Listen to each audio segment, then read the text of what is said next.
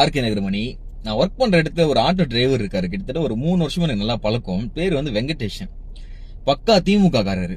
தளபதி கட்சி ஆரம்பிச்சுல இருந்து குறை சொல்லிட்டே இருந்தாருப்பா.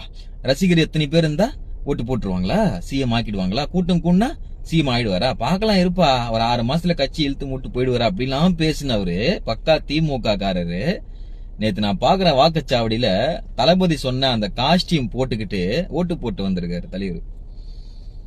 கேட்கலாம், அவருக்காக தான் வெயிட்டிங். அவர் வந்த உடனே அவர்கிட்ட கேட்கலாம் யாருக்கு ஓட்டு போட்டீங்க அப்படின்னு சொல்லிட்டு அவர் என்ன சொல்றான்னு பாக்கலாம்.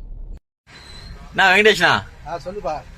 நான் நேத்து உங்க ஓட்டு உரிமை போட்டாச்சா? போட்டோம் தலைப்பா. பக்கா திமுக காரர் வேற. ஆமாப்பா, என்ன பண்றது, தளபதினா உயிர் எனக்கு. சரி, கலைஞர் உயிர், தளபதி கலைஞர் உயிர். அதுக்கப்புறம் ஐயா சார்பாபு ரொம்ப ரொம்ப உயிர். இந்த வாட்டி நம்ம இடத்துல ஏற்கனவே திமுக காரரு ஐடிஎம் மூர்த்தின்னு ஒருத்தர் நின்னாரு. அவர் ஐயாப்பா ஊந்து பாடுபட்டாரு. வேஸ்ட். தியேட்டர் தான் கட்டினாரு. இப்ப நேரம் யாருக்கும் பார்த்தேன், நியாயமா பார்த்தா விசிலுக்கு தான் போலன்ட்டு விசிலுக்கு போட்டேன், தளபதிக்கு போட்டேன். போட்டேன், மாத்தலாம், மாத்தி பார்ப்போம்.